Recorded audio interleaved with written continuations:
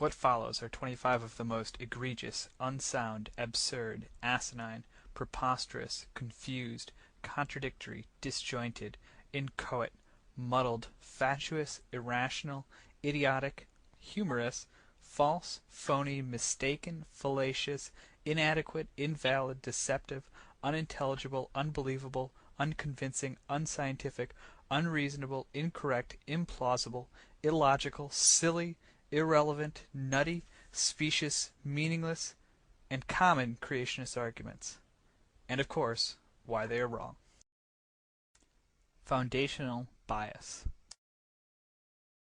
In foundational bias, you admit bias towards a certain conclusion, even before making an argument. Foundational bias is not based on evidence or logic, but is instead based upon personal preference and belief. Therefore, foundational bias opens the door to all logical fallacies. Foundational bias is usually unstated, and rarely declared as openly as Ken Ham in this next clip. Just remember, this man wants his ideas taught in classrooms. Well, let me explain it this way. Let's use our biblical glasses. We're going to put on our biblical glasses, okay, like we talked about in other lectures. We're going to look at the world through our biblical glasses, and we're going to go into the Bible, look at biblical history. We're going to consider the event of Noah's Ark. The straw man argument. A straw man argument is made when you construct a misrepresentation or oversimplification of your opponent's position. You then easily refute your constructed straw man, but you have not responded to the substance of your opponent's argument. This is perhaps the most commonly used creationist fallacy. Watch in the next clip as Kirk Cameron sets up a straw man argument against the Big Bang for Ray Comfort to then knock down. What you're about to see was not planned. There was no script, there were no writers, there were no cameras, no production crew, no lighting, no graphic artists, and no editors. The entire program just happened. There was a big bang in our production studio.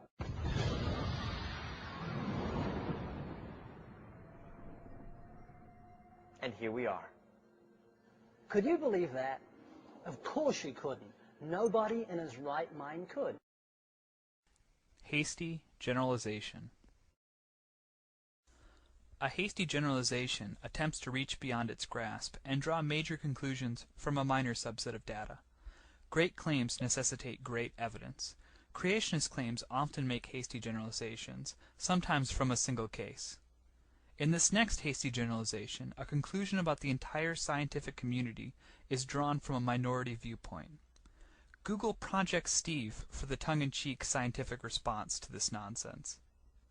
And in the scientific community, growing numbers of scholars are expressing doubts about Darwin's theory and calling for an open hearing for their views. More than 100 scientists, including scholars from Yale, Princeton, MIT, and the Smithsonian, signed on to a statement declaring that they were skeptical of claims for the ability of random mutation and natural selection to account for the complexity of life. Careful examination of the evidence for Darwinian theory should be encouraged. The declaration ran as an ad in the prestigious New York Review of Books. Argument from authority. An argument from authority involves setting up an expert on a subject. The fallacy is not made in merely having an expert, but instead in using their authority to exempt their statements from criticism and to validate their claims. Creationists will trot out any number of PhDs for this reason, but the most egregious and humorous is Kent Hovind's authority. Dr. Hovind has his doctorate in education. He's great at explaining scientific principles. He taught science for 15 years and is an expert on this subject. Ad hominem argument. An ad hominem argument consists of issuing an attack against the person making an argument instead of addressing the substance of the argument itself. It is the opposite of an argument from authority. Poor Chuck Darwin is often the target of the ad hominem argument, as seen in the next clip with Ken Ham. Please note that Darwin meant races to mean the equivalent of species. Well, Charles Darwin wrote a book, and the title of the book was this: The Origin of Species by Means of Natural Selection, or the Preservation of Favored Races in the Struggle for Life. You see, Charles Darwin was a racist. I mean, because his evolutionary philosophy was inherently a racist philosophy. Appeal to the majority. An appeal to the majority, also known as an ad populum argument, is made when an argument is asserted to be true because the majority of people believe it to be true. This is similar to an argument from authority. The fallacy is in assuming people's belief in a proposition somehow validates it. In a democracy, the majority elects their government. Yet it is important to realize the majority can never elect the truth.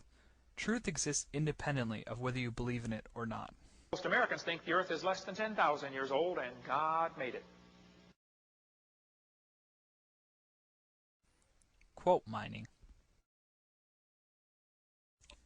Quote mining is the aberrant practice of searching through large volumes of literature or spoken word to mine out any quotes from opponents that may seemingly support your position. In most cases, the quote is clearly taken out of context in a deliberately planned campaign of disinformation. The most common example is Darwin's quote about the eye, but Stephen Jay Gould has begun to get his share. In the following clip, Gould is referring only to his theory of punctuated equilibrium. We sorely miss you, Dr. Gould. You can no longer eloquently defend your own words. The extreme rarity of transitional forms in the fossil records persists as the trade secret of paleontology. Man on the street interview. A man on the street interview is a combination of an appeal to the majority and quote mining.